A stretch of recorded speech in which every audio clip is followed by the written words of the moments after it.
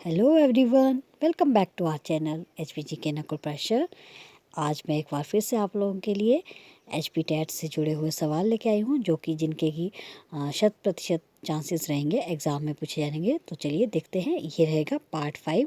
अगर आपने अब तक हमारे दूसरे पार्ट्स नहीं देखे तो जल्दी से देख लीजिए, क्योंकि इससे पहले मैंने 4 पार्ट्स अपलोड कर दिए हैं, जो कि बहुत इंपॉर्टेंट है आपके एग्ज़ाम के लिए। तो चलिए देखते हैं। आज का सबसे पहला क्वेश्चन है, कोलडैम जल विद्युत परियोजना की स्थापित बिजली उत्पादन क्षमता कितनी है?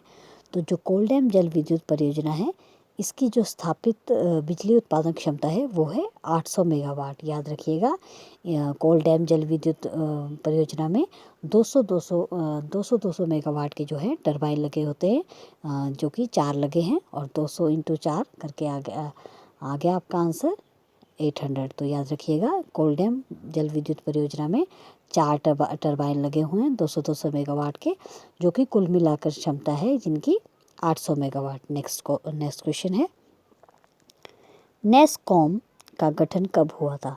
तो 1988 में नेस्कॉम का हुआ था गठन, 1988 में। नेक्स्ट क्वेश्चन, विश्व पोलियो दिवस मनाया जाता है? याद रखिएगा, 24 अक्टूबर को मनाया जाता है विश्व पोलियो दिवस। विश्व पोलियो दिवस 24 अक्टूबर को, और 24 अक्टूबर को ही जो है यूएनओ की स्थापना हुई थी। तो यूएनओ डे भी कब मनाया जाता है? ये भी 24 अक्टूबर को ही मनाया जाता है। नेक्स्ट क्वेश्चन है, अंतर्राष्ट्रीय मुद्रा कोष का प्रधान कार्यालय कहाँ पर है? तो अंतर्राष्ट्रीय मुद्रा कोष का जो प्रधान कार्यालय है ये है वाशिंगटन डीसी में। और याद रखिएगा, विश्व बैंक का भी जो मुख्यालय है, हेडक्वार्टर है, वो भी वाशिंगटन डीसी में ही स्थित है। नेक्स्ट क्वेश्चन है, हमीरपुर का बिलकालेश्वर मंदिर समर्पित है? याद रखिएगा, हमीरपुर में स्थित है बिलकालेश्वर मंदिर, और ये किनको समर्पित है? तो ये भगवान शिव को समर्पित है। Next question, Himachal nature peaceful paradise, Himachal nature's peaceful paradise, इस पुस्तक के लेखक कौन हैं? तो इस क्वेश्चन का सही आंसर आ जाएगा Shyam Singh Shashi. Himachal nature's peaceful paradise, this book is written by, ये लिखी है श्याम सिंह शशि द्वारा। नेक्स्ट है, TRAI किस सेवा की कार्य प्रणाली का विनियमन करती है? तो सही आंसर आ जाएगा टेलीकॉम। ट्राई जो है ये टेलीकॉम कार्य प्रणाली का जो है विनियमन करती है। नेक्स्ट क्वेश्चन है, वर्ष 2011 में जनगणना के अनुसार हिमाचल प्रदेश की जनसंख्या कितनी थी?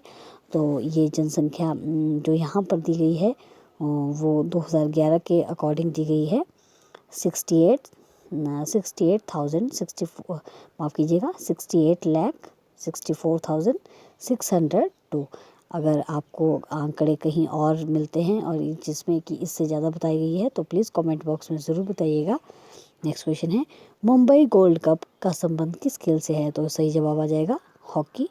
लामा डल झील कहाँ पर स्थित है? तो जो लामा डल झील है, इस झील को 7 झीलों का समूह भी कहते हैं, और ये झील चंबा में स्थित है। नेक्स्ट है, ये है परम्बिकुलम अलियार बहुउद्देशीय परियोजना, ये कहाँ, किस पर्वत श्रेणी में स्थित है? पर्वत में स्थित है। तो ये आ जाएगी आपकी अन्नामलाई पर्वत श्रृंखला में। याद रखिएगा, परम्बिकुलम जो है अलियार बहुउद्देशीय परियोजना, ये है अन्नामलाई पर्वत श्रृंखला में स्थित है। नेक्स्ट हम देखते हैं, नेक्स्ट पेज। सबसे पहला क्वेश्चन है, चेवियोट जो पहाड़ियाँ हैं ये कहाँ पर स्थित है? तो चेवियोट जो पहाड़ियाँ हैं, चेवियोट ये पहाड़ियाँ स्थित हैं स्कॉटलैंड में। याद रखिएगा, चेवियोट पहाड़ियाँ कहाँ पर हैं? स्कॉटलैंड में। नेक्स्ट क्वेश्चन, शेन मैशिप पठार कहाँ पर स्थित है? शेन मैशिप पठार ये स्थित है म्यांमार में। सबसे पहला क्वेश्चन आ गया, चेवियोट पहाड़ियाँ कहाँ पर है? तो ये है आपकी स्कॉटलैंड में। और शेन मैशिफ पठार कहाँ पर है? ये है म्यांमार में। नेक्स्ट है, मल्ला मलाई तथा पालाकोंडा पहाड़ियाँ कहाँ पर स्थित है? तो ये है पूर्वीय घाटों में। मल्ला मलाई तथा पालाकोंडा पहाड़ियाँ पूर्वीय घाटों में स्थित है। कौन सी नदी विभ्रंश घाटी का निर्माण करती है? तो याद रखिएगा, विभ्रंश घाटी का निर्माण करती है गोदावरी नदी। नेक्स्ट क्वेश्चन है, तमिलनाडु में शीतकालीन वर्षा का क्या कारण है? तो ये कारण है जो पश्चिमगामी मानसून है उसी का कारण है कि तमिलनाडु में शीतकाल का कारण। नेक्स्ट क्वेश्चन, लाल मृदा में किसकी मात्रा कम होती है? लाल मृदा में जो है ये लाइम, फास्फोरस और नाइट्रोजन, इनकी मात्रा जो है ये कम होती है। नेक्स्ट क्वेश्चन है, वन आच्छादन वाला सबसे बड़ा भू क्षेत्र वाला भारत का राज्य कौन सा है? तो फिर से एक बार देखते हैं इस क्वेश्चन को। वन आच्छादन वाला सबसे बड़ा भू क्षेत्र वाला भारत का राज्य है अरुणाचल प्रदेश। कौन सी शक्ति परियोजना भागीरथी नदी पर निर्माणाधीन है? तो याद रखिएगा जो कौन सी शक्ति जो है वो शक्ति परियोजना भागीरथी नदी पर निर्माणाधीन है, तो ये है टिहरी बांध। आपसे एग्जाम में पूछ सकते हैं कि टिहरी बांध कहाँ पर स्थित है? तो ये है उत्तराखंड में। नेक्स्ट क्वेश्चन, कौन सी भारत की सबसे बड़ी ऑयल रिफाइनरी है? तो याद रखिएगा जामनगर। वेरी इंपॉर्टेंट क्वेश्चन, कौन सी भारत की सबसे बड़ी ऑयल रिफाइनरी है? जामनगर। नेक्स्ट क्वेश्चन, कर्नाटक पठार के जंगल किस लिए प्रसिद्ध है? तो याद रखिएगा कर्नाटक पठार के जो जंगल हैं वो चंदन के लिए विश्व प्रसिद्ध है। नेक्स्ट क्वेश्चन देख लेते हैं। अब आते हैं जीके के जो एचपी जीके के क्वेश्चन। नालागढ़ का पुराना नाम क्या था? नालागढ़ का पुराना नाम था हिंडूर। कांगड़ा का पुराना नाम पूछेंगे तो आएगा आपका त्रिगत या नगरकोट। अगर ऑप्शन में नगरकोट और त्रिगत दोनों दिए गए हैं तो आप त्रिगत के साथ जाइएगा। नेक्स्ट क्वेश्चन है, मुगलों से युद्ध करने के लिए किस राजसी राज्य के राजगुरु गोविंद सिंह को आमंत्रण दिया था? एक बार फिर से देखते हैं। मुगलों से युद्ध करने के लिए किस राजसी राज्य के राजा गुरु गोविंद सिंह को आमंत्रण किया था? तो ये किया था सिरमौर के राजा ने। नेक्स्ट क्वेश्चन है, हिमाचल प्रदेश किस वर्ष केंद्र शासित बना? तो इस याद रखिएगा हिमाचल प्रदेश केंद्र शासित बना 1956 में। इसके बारे अगर ये केंद्र शासित से रिलेटेड क्वेश्चन पूछा गया है तो आपको 3 और क्वेश्चन जो हैं जो कि जानना बहुत इंपॉर्टेंट है। एक तो हिमाचल प्रदेश मुख्य आयुक्त प्रांत कब से कब तक रहा? तो सही आंसर रहेगा मुख्य आयुक्त प्रांत रहा था हिमाचल प्रदेश 1948 से लेकर 1951 तक, और 51 से 56 तक यानी कि 51 से 56 तक ये रहा था ग श्रेणी का राज्य या सी श्रेणी का राज्य, और 56 से 71 तक ये रहा था केंद्र शासित प्रदेश, जो कि यहाँ पे पूछा गया है कि हिमाचल प्रदेश केंद्र शासित प्रदेश कब बना? 1956, और कब तक रहा था? 1971 तक। तो याद रखिएगा 56 से 71 तक हिमाचल प्रदेश केंद्र शासित का प्रदेश रहा था, और 25 जनवरी 1971 को जो है हिमाचल प्रदेश को पूर्ण राज्य का दर्जा दे दिया गया था। और आपसे मैं एक क्वेश्चन पूछती हूँ कि 25 जनवरी को एक तो हिमाचल डे तो मनाया ही जाता है, लेकिन आप मुझे बताइएगा 25 जनवरी को हम कौन सा डे सेलिब्रेट करते हैं? Very very important question. Next question है, हिमाचल प्रदेश में किस जिले में कुंजुम दर्रा अवस्थित है? तो सही क्वेश्चन आ जाएगा लाहौल स्पीति। हिमाचल प्रदेश में किस जिले में कुंजुम दर्रा स्थित है? तो ये है लाहौल स्पीति में।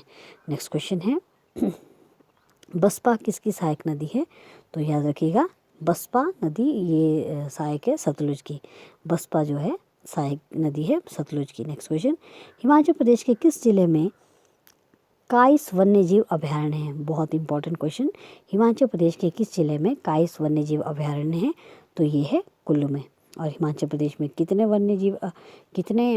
राष्ट्रीय उद्यान हैं ये ज़रूर बताइएगा कमेंट बॉक्स में। नेक्स्ट क्वेश्चन है, हिमाचल प्रदेश का राज्य पक्षी? तो ये है पश्चिमी ट्रैगोपन यानी कि जाजुराना जो है हिमाचल प्रदेश का राज्य पक्षी है। नेक्स्ट क्वेश्चन जो कि आज का लास्ट क्वेश्चन है, थिरोट जल विद्युत परियोजना किस नदी पर निर्मित है? एक बार फिर से देखिए, थिरोट जल विद्युत परियोजना हिमाचल प्रदेश के किस नदी पर अवस्थित है, किस नदी पर बनी है? तो ये है चिनाब। याद रखिएगा थिरोट जो जल विद्युत नदी परियोजना है ये बनी है चिनाब नदी पर। एक बार फिर से क्विक रिवीजन कर लेते हैं एचपीजीके का। नालागढ़ का पुराना नाम हिंडूर, और मुगलों से युद्ध करने के लिए किस राजसी परिवार ने जो है गुरु गोविंद सिंह को बुलाया था? तो ये बुलाया था सिरमौर ने। हिमाचल प्रदेश किस वर्ष केंद्र शासित प्रदेश रहा? 1956 में।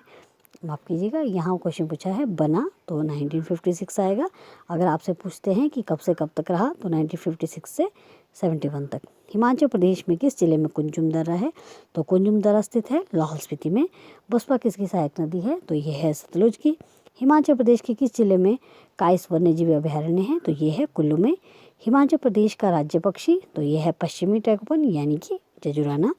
थिरौट जल विद्युत परियोजना किस नदी पर निर्मित है? तो सही आंसर आ जाएगा आपका चिनाब। तो कैसे लगे आपको क्वेश्चन ज़रूर बताइएगा, आपके कमेंट्स का मुझे इंतज़ार रहता है। Thanks for watching.